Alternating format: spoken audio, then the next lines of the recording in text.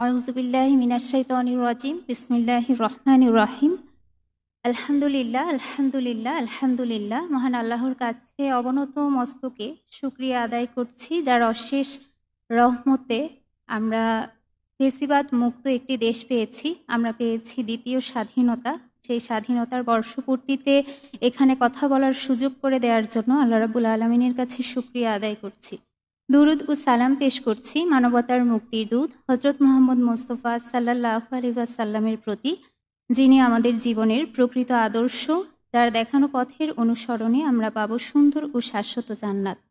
রুহের মাগফিরাত কামনা করছি ২৪-এর শহীদদের। বাংলাদেশ ইসলামী ছাত্র শিবির ঢাকা বিশ্ববিদ্যালয়ের শাখাকে অসংখ্য ধন্যবাদ জানাচ্ছি জুলাইয়ের বর্ষপূর্তি উপলক্ষে চমকপ্রদ আয়োজন আমাদেরকে উপহার দেওয়ার জন্য। আমার সামনে উপবিষ্ট শ্রোতাবিন্দুদেরকে জানাচ্ছি আন্তরিক সালাম। সালামু আলাইকুম ওয়া রাহমাতুল্লাহি ওয়া বারাকাতুহু।